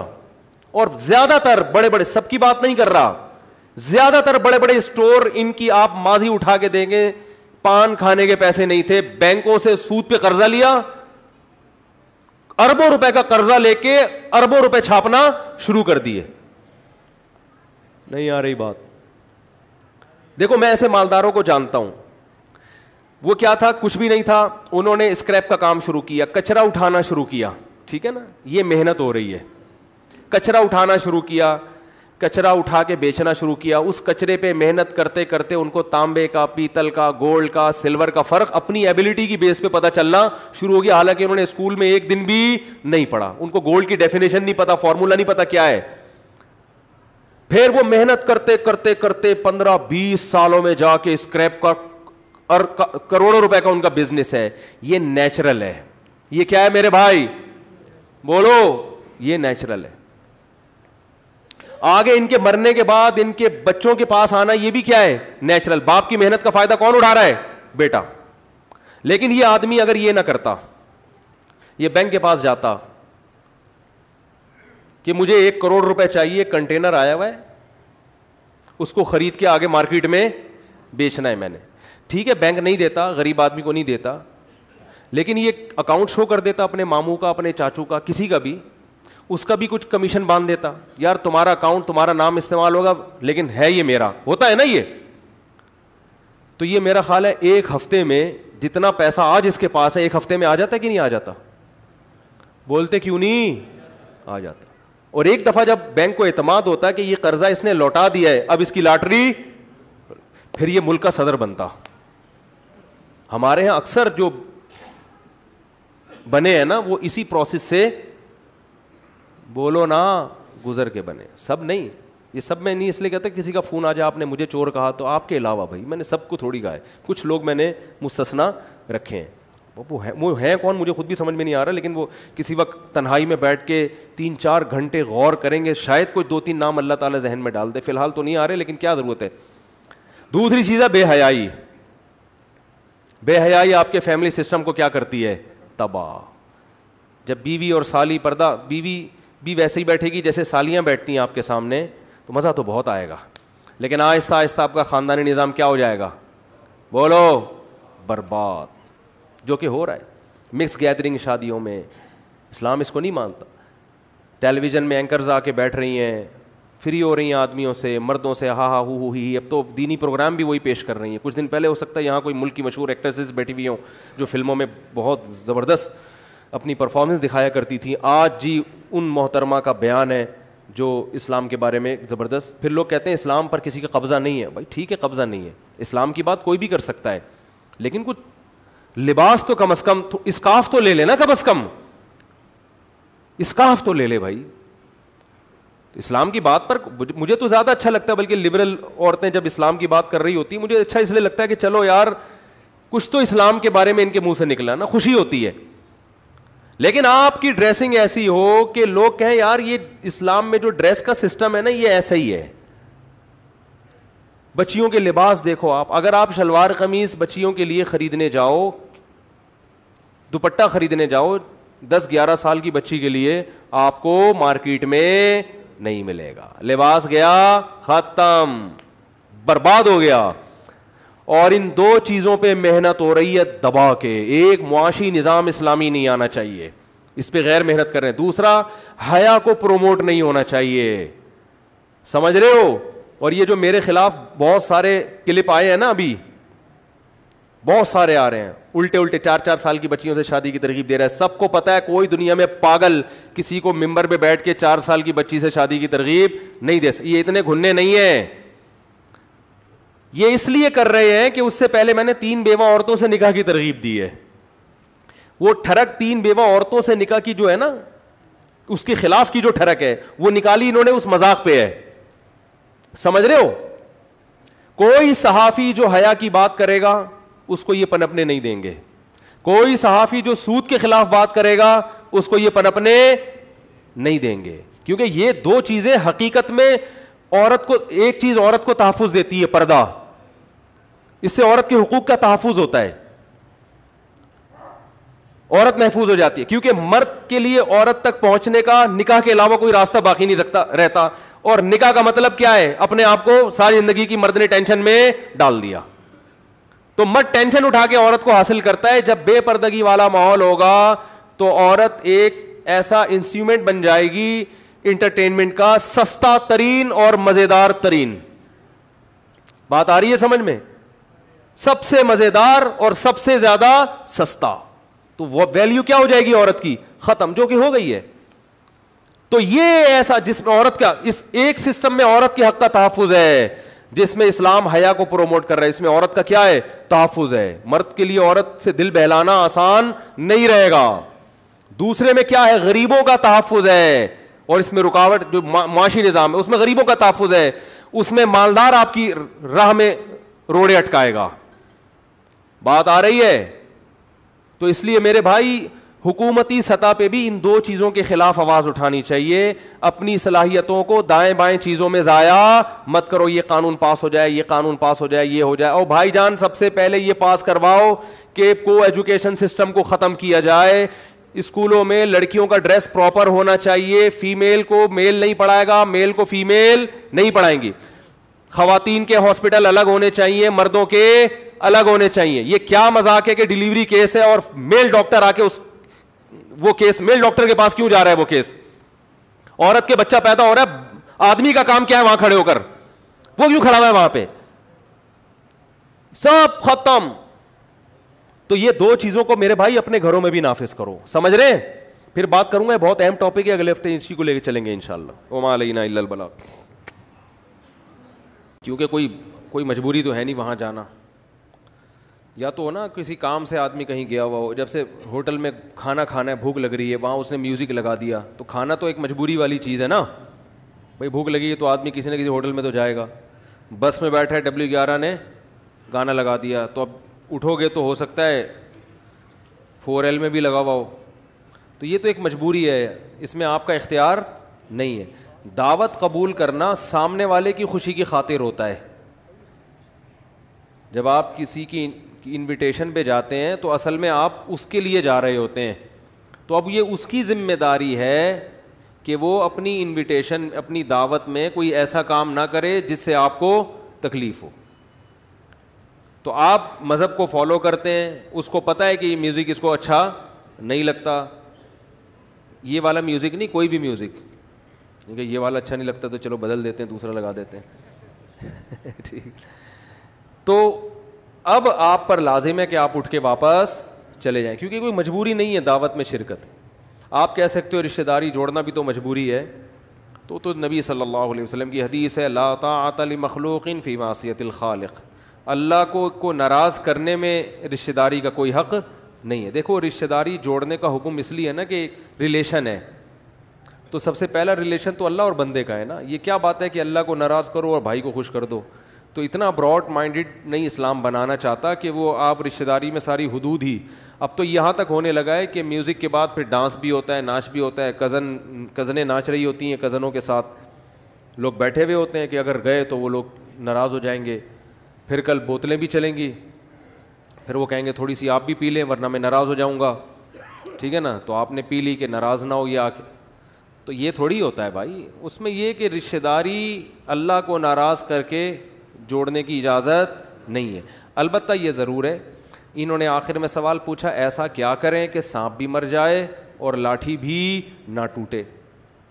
تو دیندار آدمی کو چاہیے کہ دین پہ مضبوطی سے چلے, اس میں تو لچک دکھانے کی چندہ ضرورت نہیں ہے, لیکن کسی اور طرح سے اس کی تلافی کرے. ڈاکٹر اینٹی بائیوٹک لکھ کے دیتا ہے, بھائی اینٹی بائیوٹک تو کھانی پڑیں گی, انفیکشن ہو جائے گا ورنہ یہ ہو جائے گا وہ ہو جائے گا. ڈاکٹر صاحب اینٹی بائیوٹک جب کھاتا ہوں تو پیٹ میرا خراب ہوتا ہے, بھائی 2 گولی فلیجل بھی ساتھ میں کھا لو, انٹامائزول DS بھی بولو نا کیا ہو گیا, لکھ کے دے دیتے ڈاکٹر صاحب. یار یہ 2 ساتھ میں, جہاں آگمنٹن کھا رہا ہے تو ایک فلیجل بھی ساتھ میں ہو جائے. ایسا ہی ہوتا ہے نا یار, کیا ہو گیا پتہ نہیں کیا, اتنی آسان اردو میں بات کر رہا ہوں. اچھا ڈاکٹر یہی کرے گا نا, میں پیٹ خراب ہو رہا تھا چلے جہاں اتنی کھا رہا ہے ایک پیٹ کی بھی لگا لے ساتھ میں. ہمارے ایک دوست تھے, انہوں نے بکرا پالا ہوا تھا, ان کو بکرے پالنے کا شوق تھا. وہ چھوٹے چھوٹے بکرے کے بچے لاتے تھے, ان کو اتنا ٹھونس, کیونکہ بقرعید تک انہوں نے تیار کرنا ہوتا تھا اس بکرے کو, پھر مقابلے میں بھائی یہ بکرا ہے وہ خاندانی, تو وہ بکرے کو نا اتنا کھلاتے تو وہ اتنا موٹا تازہ ہو جاتا ہے 1 سال میں. 1 سال کا بکرا لیتے, اور سوری یعنی 1 سال کا نہیں, بچہ بکرا لیتے اور اس کو ٹھونس ٹھونس کے نا وہ اتنا بڑا گینڈا بنا دیتے. میں نے کہا اس کو کھلاتے کیا ہو, انہوں نے کہا صبح اتنے چنے, کالے چنے, اور پھر دودھ, بھینس کا دودھ بھی پلا رہے تھے اس کو. میں نے کہا اتنا کھلا رہے ہو اور یہ پیدل بھی نہیں چل رہا, تو یہ ہضم کیسے ہو رہا ہے؟ انہوں نے کہا ایک حکیم سے میں نے چورن بھی لیا ہوا ہے. تو بھینس کا دودھ پلایا, پتہ نہیں ½ کلو 1 کلو, اتنے کالے چنے بھگو کے وہ چنے کھلائے, تو وہ تو میرا خیال ہے کوئی باڈی بلڈر بھی نہیں ہضم کر پاتا. پھر وہ چورن اس کے ساتھ. تو ہماری قوم چورن کچھ بھی کھا لے, چورن کا آپشن الحمدللہ ہمارے پاس ہوتا ہے. دعوتوں میں چورن رکھ کے لے جا رہے ہوتے ہیں لوگ, چورن کا آپشن ہے. تو اسی طرح یاد رکھو, رشتہ داری جوڑنا بذات خود ایک شریعت کا حکم ہے. ہمارے ہاں دیندار حضرات یا تو گڑبڑ کرتے ہیں کہ وہ دینی کو چھوڑ دیتے ہیں ایسے موقع پہ, اگلا چھوڑنے کے لیے تیار نہیں ہوتا. دیکھو رشتہ داری جوڑنا جیسے آپ پر لازم ہے اس پر بھی تو ہے نا. ہمارے حضرت سے کسی نے کہا میرے بھائی کی شادی ہے, اس میں ناچ گانے ہو رہے ہیں, ڈانس بھی ہوگا لڑکیوں کا, تو میں جاؤں؟ حضرت نے فرمایا جائز نہیں ہے جانا. فرمایا کہ بھائی ناراض ہو جائے گا, رشتہ ٹوٹ جائے گا. حضرت فرمایا کہ اس بھائی کو بھی تو آپ کا خیال کرنا چاہیے نا. وہ اپنے ناچ گانوں پہ, اپنے بری رسموں پہ اتنا مضبوط ہے کہ میرا یہ بھائی آئے یا نہ آئے میں نے یہ سب کچھ کرنا ہے, تو وہ بے دینی پر رشتہ داری توڑنے کے لیے تیار ہے. اصل میں تو اس کا فرض ہے کہ یار یہ چیزیں ناچ گانا فرض تو نہیں ہے نا, شادی تو اس کے بغیر بھی ہو جائے گی. تو میرا ایک بھائی چونکہ مولوی ٹائپ کا ہے, ٹھیک ہے میں اس سے متفق نہیں ہوں, وہ اس کا اپنا نظریہ ہے, لیکن ہے تو میرا بھائی, تو میں اپنی شادی میں اپنے بھائی کو بلانے کے لیے یہ سب کچھ نہیں کروں گا. بعد میں ایک الگ سے میں کر لوں گا, یہ اس سے بڑا پروگرام کر لوں گا. وہ اب لچک دکھانے کے لیے تیار نہیں ہوتا. بے دین آدمی آج بڑا مضبوط ہے, دیندار بیچارے بے پیندے لوٹے کی طرح گھومتے رہتے ہیں. تو کانفیڈنس پیدا کرو, بولا ایسی کی تیسی نہیں ہوگا, چاہے ماں ہو چاہے باپ ہو, نظریات پہ میرے بھائی سمجھوتا نہیں ہوتا. اب کرنا کیا ہے, لیکن رشتہ داری ہم نے جوڑنی بھی ہے, تو اس کی تلافی کے لیے میں ایک واقعہ اکثر سناتا ہوں کہ بھئی آپ نے جب آگمنٹن کھائیں گے پیٹ خراب ہوگا تو 2 گولی فلیجل کی بھی رکھیں. جب آپ رشتہ داروں سے اس قسم کی باتیں کریں گے کہ ہم اس شادی میں نہیں آ سکتے, اس میں یہ کچھ ہو رہا ہے, تو رشتہ داری ٹوٹے گی. تو پھر 2 گولی فلیجل کی وہ کیا ہے وہ میں بتا دیتا ہوں. ہمارے ایک دوست تھے, ان کی کزن کی شادی تھی, تھے کیا ہیں ابھی, ان کی کزن کی شادی تھی, تو پھوپھی ذات بہن کی. تو ان کی پھوپھی نے ان کو کہا کہ آپ بھی آئیں گے. ان کو پتا تھا کہ میں اس محفل میں بالکل بھی اچھا نہیں لگوں گا. ماشاءاللہ داڑھی بھی ہے ان کے, اور یہ اس طرح کی غلط ہوں گی. اب یہ ایسے منع کر دیتے, نہیں سوال ہی پیدا نہیں ہوتا, تو رشتہ داری ٹوٹتی. تو انہوں نے بڑے بہانے کیے, دیکھیں میں نہیں آ سکتا, میں یوں ہے. ہر آدمی کو ہر چیز سمجھائی بھی نہیں جا سکتی. تو انہوں نے مجھے اپنا واقعہ بتایا کہ میں اپنی پھوپھی کے پاس گیا شادی سے پہلے. میں نے کہا دیکھیں اس دن میرا اس کو ہی سفر رکھ لیا تھا انہوں نے کہ مجھے کہیں جانا ہے, خود بخود جان بوجھ کرنا کہ یار یہاں سے بھاگو کسی طرح سے, اور جا کے ان کے ہاتھ میں کچھ نوٹوں کی گڈی تھما دی. کیا تھما دیا؟ نوٹوں کی گڈی, کہ دیکھو آپ کی بیٹی میری بہن لگتی ہے رشتے میں, چچا زاد بہن, پھوپھی زاد بہن ہے, اور میرا فرض بنتا ہے میں بھائیوں کی طرح اس کی خدمت کروں گا. تو ظاہر ہے شادی ہو رہی ہے, خرچہ پانی ہوتا ہے, تو یہ آپ رکھ لیں, کوئی بھی کام ہو مجھے بتائیے گا, میرا ذرا کیا ہے سفر ہے, کہیں جانا ہے. تو کہنے جتنے کزن تھے, جتنے رشتہ دار تھے, اور ان میں سب سے زیادہ مخالفت پھوپھی کی طرف سے ہو رہی تھی کہ یہ کمبخت نہیں آئے گا, یہ مولوی ہوتے ہی ایسے ہیں, یہ رشتہ داری جوڑنے کی باتیں بہت کرتے ہیں. اب کچھ بھی نہیں ہے, ان کو مولویوں نے برباد کر دیا. دیکھو بہن کی شادی ہو رہی ہے, نہیں آ رہے, کیسے نالائق ہیں. کہہ رہے ہیں جب روکھڑا ان کے ہاتھ میں گیا ہے, صحیح ہے نا, روکھڑا جانے کا فوری رزلٹ سامنے آیا کہ میرے سے بڑا مدعی سست اور گواہ چست والا حساب ہو گیا. اب ان کا بیٹا کوئی بھی کہتا ہے یار وہ کیوں نہیں آ رہا, تو پھپھی کہتی ہیں بھائی انسان کو 10 کام ہوتے ہیں, یہ نہیں بتا رہی پیسے دے کر گیا ہے. بھائی دیکھو انسان ہے, ہمیں بھی تو بعض دفعہ ایمرجنسی ہو جاتی ہے, 10 کام ہوتے ہیں انسان کو. اب وہ دفاع کر رہی ہیں. تو اصل میں تھوڑا قربانی دینی پڑتی ہے. میں نے بیان کیا تھا نا کہ ایلفی توڑنے کے لیے جاپان کا ایلفی استعمال ہوتا ہے نا, تو اللہ نے بھی رشتہ داری جوڑنے کے لیے جو ایلفی ہمیں دی ہے وہ کیا ہے, پیسے. اب غریب آدمی کہہ سکتا ہے پھپھی کو انہوں نے تو پیسے لفافے میں دے دیے, میرے پاس پیسے, میری تو شادی اس لیے نہیں ہو رہی کہ پیسے نہیں ہے میرے پاس, ورنہ کزن سے پہلے تو میری ہونی چاہیے تھی نا. لوگ کہہ رہے ہوتے ہیں ایسے کہ یار میں تو اس سے بڈھا ہو گیا میں, اور وہ میری جوان کزن کی شادی ہو گئی, میرے پاس پیسے نہیں ہیں, اور آپ کہہ رہے ہو کہ پھپھی کو کیا دو.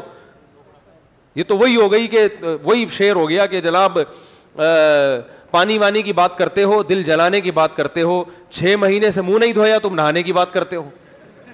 مفتی صاحب ہماری تو شادی اس لیے نہیں ہو رہی کہ پیسے نہیں ہیں, اور آپ کہہ رہے ہو دوسروں کی شادیوں پہ ہم کیا کریں, پیسے خرچ کریں. تو دل جلانے کی بات کر رہے ہو نا.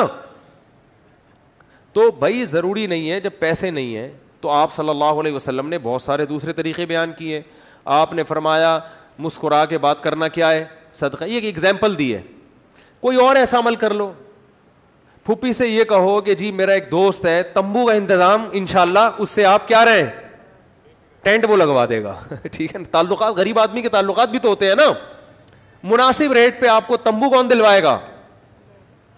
اب تو تمبوؤں میں شادیاں نہیں ہوتی, پہلے زمانے میں ہوا کرتی تھی. کچھ بھی کر لو, کچھ نہیں ہو سکتا, محبت کے 2 بول بول لو. کوئی مسئلہ ہو مجھے ضرور بتانا بھائی, کوئی شکایت ہو ہونے والے میاں کی طرف سے, اس کزن کو فون کر کے بول دو کہ بھائی اس کی طرف سے کوئی شکایت. شروع میں نہ بولو ورنہ وہ شکایتیں نکالنا شروع کر دے گی. کچھ بھی اچھے الفاظ منہ سے ادا بولو بھائی, کیے جا سکتے ہیں. کچھ بھی اچھے الفاظ کیے جا سکتے. بھائی اور کوئی کام ہو, بہانہ کر دو مجھے کہیں جانا ہے, جھوٹ بہانہ نہ ہو, واقعی جانا اپنے اختیار میں ہوتا ہے نا, کہیں نکل لو. اب آپ کو آگے کرائے کے پیسے نہیں ہے, کہاں چلے جائیں, تو پیدل چلے جاؤ, مجھے کہیں جانا ہے, اس میں کیا ہے, واکنگ کرو. کہیں جانے کا مفہوم تو بہت وسیع ہے. کہیں بھی جانا ہے, آپ واش روم جانا ہے, آپ نے, آپ کیسے مجھے بہت ضروری کام سے پھپھی کہیں جانا ہے, میں اس دن نہیں آ سکتا کیونکہ اس دن مجھے کہاں جانا ہے, دل میں نیت کرو. کچھ بھی کر سکتے ہو, جھوٹ نہ بولو. تو اب اس میں کوئی اچھا بول لیا کہ بھائی دیکھیں جو ہے مسئلہ یہ ہے کہ جو ہے میں جو ہے اب کوئی کام میرے ذمے ہو, کرسیاں کرسیاں بھی نہ لگوائیں, وہ تو شرکت ہو جائے گی نا وہاں جا کے. تمبو وہ ختم ہو گیا, وہ تو ہال میں شادی ہوتی ہے. ہال والے کو میں بول دیتا ہوں بھائی ذرا کہیں میرا تعلق ہے, کوئی دوست ہے, اس سے میں نکلوا لیتا ہوں, تھوڑا کھانا کیا کر دے گا آپ کے لیے مناسب ریٹ پہ. اللہ نے کچھ نہ کچھ صلاحیت ہر ایک کو دی ہوتی ہے, کچھ نہ کچھ تو ہوتا ہے. وہ بالکل فارغ بیکار دنیا میں کوئی بھی نہیں ہے. تو ہمارے ہاں الٹا پتہ ہی ہو کیا رہا ہوتا ہے. پہلے تو یہ کہ دیندار آدمی اپنے دین کو چھوڑ دیتا ہے, اور جو نہیں چھوڑتے وہ اتنے سخت ہو جاتے ہیں, فتوے لگانا شروع کر دیتے ہیں. میں اس بے حیائی والی شادی میں نہیں جاؤں گا جس میں ڈانس ہو رہا ہو, یہ غیرت ہے, شرم اور غیرت کا جنازہ نکل رہا ہو کھلے آنکھوں. تو اتنے تانے کہ اصل میں اس موقع پہ یہ ٹھا کر کے ان کو لگ رہا ہوتا ہے, یعنی آپ ان کو کہہ رہے ہوتے آپ بے غیرت ہیں ایک نمبر کے. اس کا مطلب کیا ہے؟ آپ اپنی پھوپھی کو کیا کہہ رہے ہیں؟ اگرچہ صراحتاً نہیں کہا, لیکن ایک جنرلی ایک بیان ممبر پہ اس کا بات کچھ اور ہوتی ہے, لیکن جب کوئی خاص واقعہ ہو رہا ہوتا ہے, اس واقعے پہ جب آپ وہ چیز فٹ کرتے ہیں تو ہر آدمی سمجھ رہا ہوتا ہے یہ کس کو کہا جا رہا ہے.